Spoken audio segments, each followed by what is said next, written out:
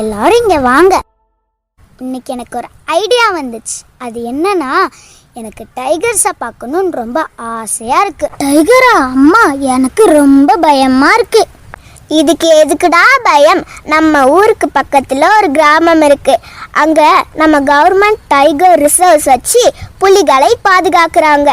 அங்கே நம்ம போனால் ரொம்ப ரொம்ப பாதுகாப்போட டைகர்ஸை பார்க்கலாம். அப்படியா? அப்போ ஓகே, நானும் வரேன். நம் டைகர்ஸை பார்க்க போகலாம். சரி, வாங்க போகலாம்.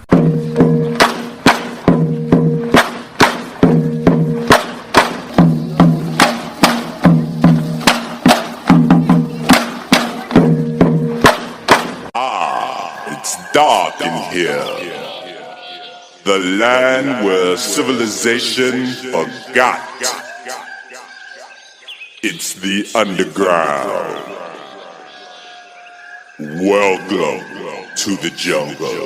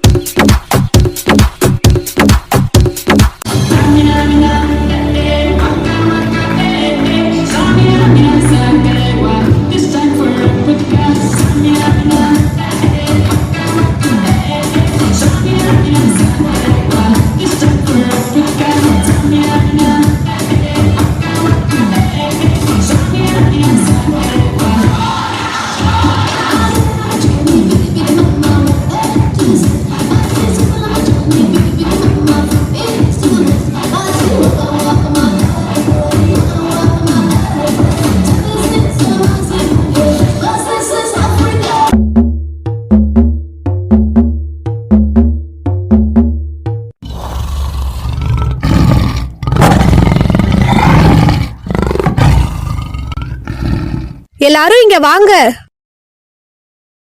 இந்த புலிக்கு அடிபட்டிருக்கு பாருங்க. இத நம்ம புலிகள் பாதுகாப்பு மையத்துக்கு எடுத்துட்டு போலாம். நேரம் கடத்தாம வாங்க, வேகமா போலாம்.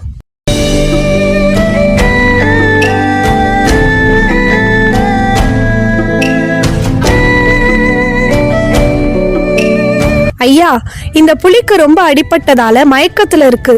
கொஞ்சம் என்னன்னு பாருங்க ஐயா. அட ஆமா, வருண், ஹரி, இந்த புலிக்கு வைத்தியம் பாருங்க. நல்ல வேலையா, நீங்க சரியான நேரத்துக்கு புலியை எடுத்துட்டு வந்தீங்க. புலிகளின் பாதுகாப்பு அவசியத்தை தெரிஞ்சவங்களா இருக்கீங்க. ரொம்ப நன்றி சார். உங்களை பார்க்க பக்கத்து கிராமத்துல இருந்து 3 பசங்க வந்திருக்காங்க. சார், நாங்கள் புலிகளை பார்க்கவும் அதை பற்றி நிறைய தெரிஞ்சுக்கவும் வந்திருக்கோம். சரி குழந்தைங்களா, வாங்க போகலாம்.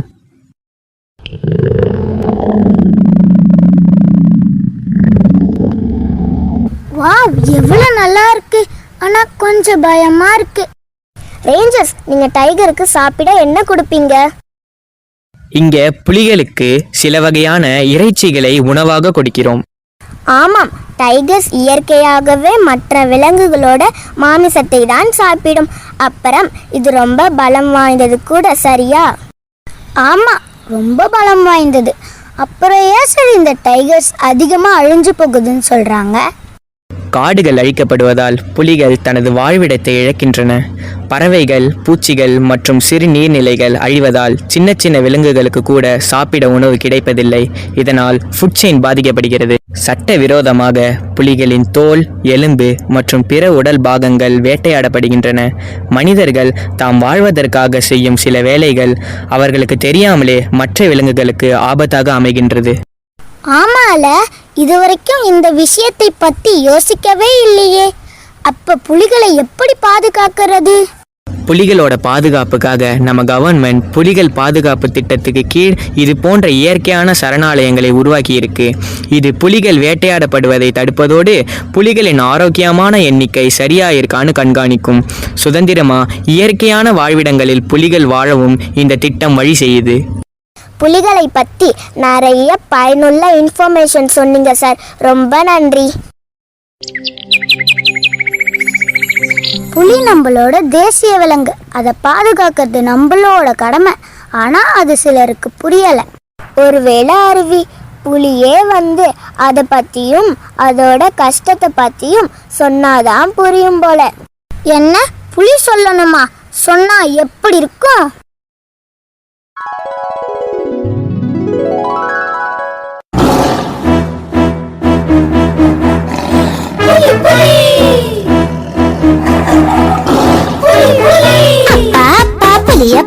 நம்ம யாருப்பா? ஆரஞ்சு கருப்பு கோடுகள் போட்ட பெரிய பூனப்பா. அப்பா அப்பா புலியப்பா, நம் ஊர் என்னப்பா? உலகத்துல பெரியதான ஆசியா தானப்பா. நமக்கு வீடு என்ன? பரந்த புல்வெளி தானே. நமக்கு உறவு என்ன? இருக்கு 9 வகையே. பலத்துல நம்மள ஜெயிக்க இங்க யாரும் இல்லங்க. இருந்த 3 வகைதான் இப்போ மறைஞ்சு போயிட்டாங்க.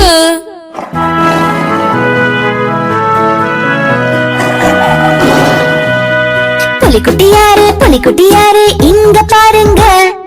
உர்ரு உர்ருன்னு உரிமைக்கிட்டு மிடுக்காய் போறீங்க. நீங்க தானே எங்களோட தேசிய விலங்குங்க. உங்களை காப்பது என்றும் எங்க கடமைதானுங்க. இந்த உலகம் மனிதர்களுக்கு மட்டுமே அல்ல, எல்லா உயிர்களுக்குமானது. புலிகள் அபாயம் அல்ல, அவை இயற்கையின் சமநிலையை காக்கும் காவலர்கள். நாம் விலங்குகளை கொல்லாமல் அவர்களுடன் இணைந்து வாழ கற்றுக்கொள்ள வேண்டும். காடுகளை காப்போம், புலிகளை பாதுகாப்போம், எல்லா உயிர்களுக்கும் வாழ உரிமை தருவோம்.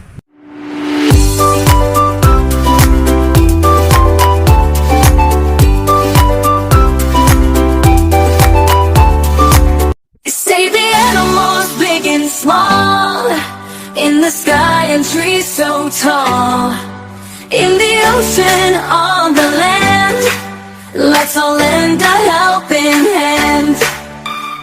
Lions roar, monkeys play, elephants stomp along the way, fish go splash, birds fly high, let's protect them, you and I. Lions roar, monkeys play, elephants stomp along the way, fish go splash, birds fly high, let's protect them, you and I.